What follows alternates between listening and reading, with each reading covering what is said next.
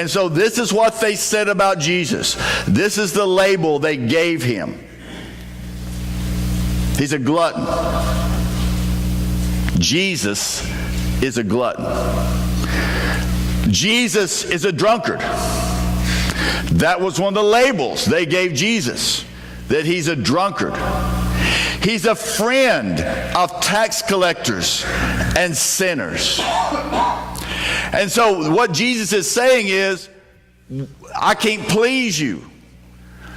John came and lived a very disciplined life. He ate only certain things. He kept the law. He lived in the desert. He was very disciplined in his life. And you said he's got a demon. I've come and I've not lived that kind of disciplined life. And you call me a glutton, a drunkard, and a friend of sinners. And so that's the reputation, that's the label that they put on Jesus. Was that deserving? Did he deserve that label? Is that who he was? You know, the thing about labels is this. Labels do not define us, who we are. It makes us one-dimensional. It picks out maybe one single characteristic, one mistake, one feature of us, and we get labeled with that, and then that becomes who we are, and that's all that we are. And we are not known, and we do not, then able to be the people, the full dimension people that we are.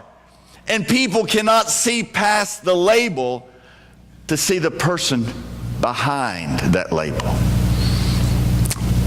Watch this young man and see what some of the labels that you may give him, would they really fit?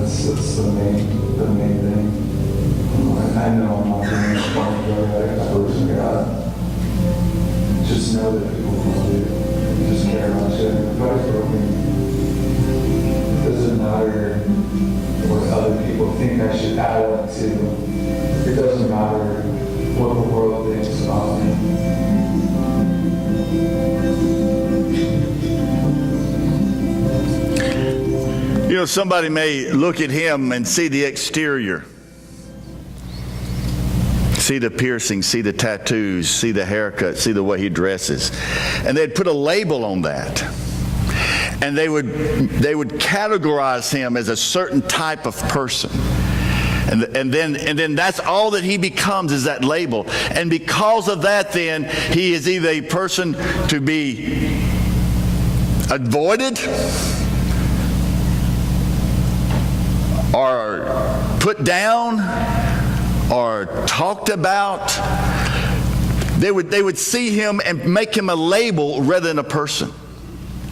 And when we do that, what we miss is this. We miss that this is a person. They are more than what they wear and what they look like. They are more than their ethnicity. They are more than the label you're putting on them. They're a whole person. And that's what I like about Jesus, is that Jesus looks past labels and he sees us as people. He sees the whole person that we are. He doesn't just see the fact that I'm a sinner,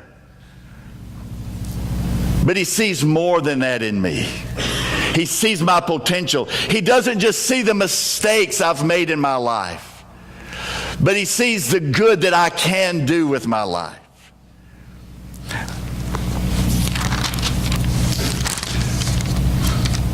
You saw the story of Jesus calling Matthew. Jesus went from there, and a man named Matthew was sitting in tax collector's booth. "Follow me," he said, and Matthew got up and followed him. While Jesus was having dinner at Matthew's house, many tax collectors and sinners came and ate with him and his disciples. The Pharisees saw this. They said, "Why do your teachers eat with tax collectors and sinners?" On hearing this, Jesus said, "It's not the healthy who need a doctor. It is the sick. I've not come to call the righteous, but the sinners to repentance." Jesus looked past the labels that were splattered all over people, and he made them people. That they are a son of God, a daughter of God, that there's value to you. You're important. You're more than that thing that you did. You're more than that person you used to be. You're valuable to me. Jesus saw people differently. He saw them as people. I'm going to show you a picture of a person. Okay? All right. If you're over 30, who knows who this is if you're over 30? Okay? If you're under 30, who knows who this is? All right, who does not know who this is at all?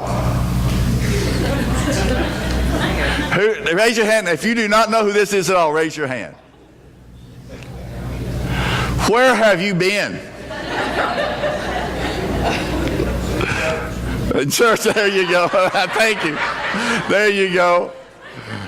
In church.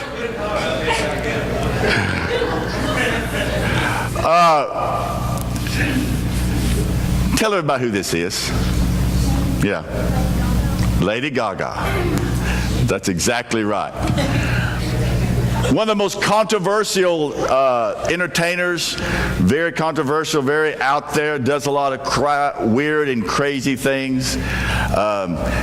She's not a type person that you would want your children watching on TV. If she comes on, you'd probably say, change the channel or turn it off. But despite that you may disagree with her and disagree with the type of entertainment that she presents, she has sold over 64 million singles, has won 5 Grammy Awards. She has 55 million Facebook fans. That's more than me.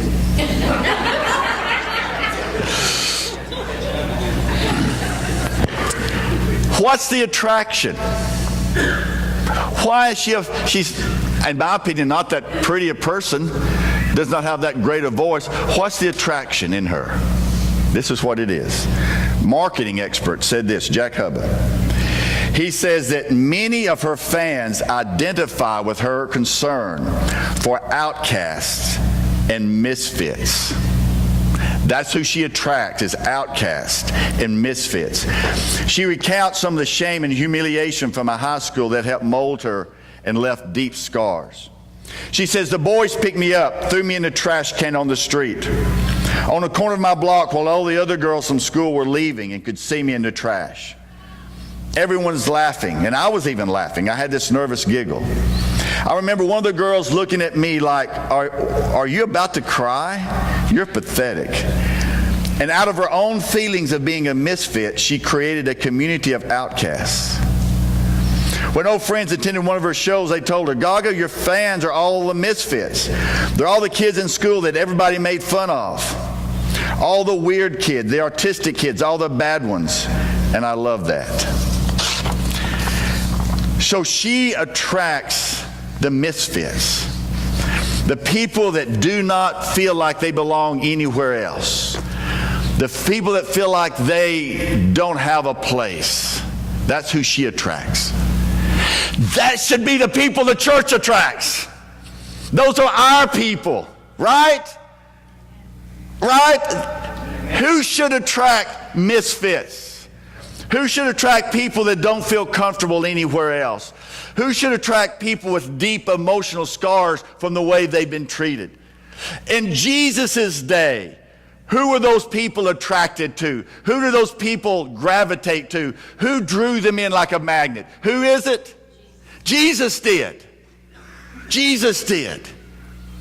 He attracted those people. The Pharisees, Jesus, you eat with sinners and tax collectors. Jesus, you're nothing but a glutton. You're nothing but a drunkard. You're a friend to these people. Jesus, and when I read that, I thought, why are we attracting such normal people like y'all?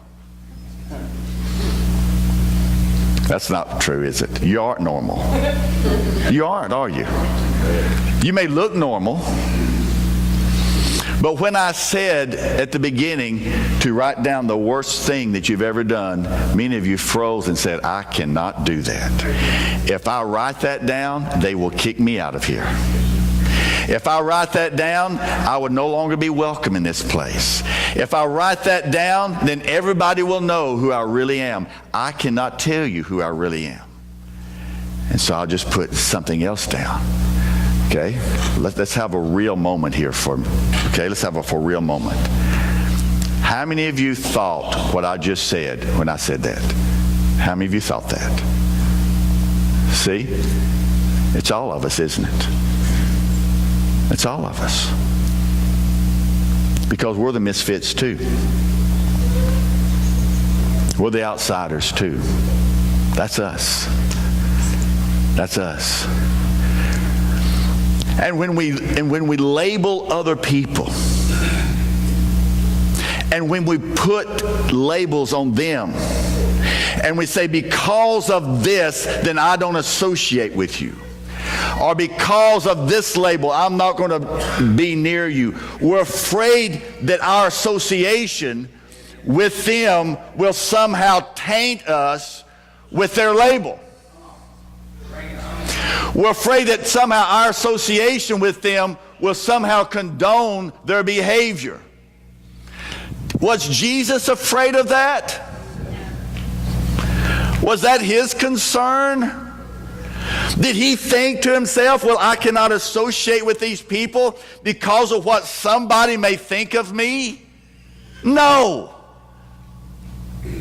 He didn't think that way. He didn't let other people's behavior, their labels, in any way diminish him or ostracize other people. He jumped right in the middle of them.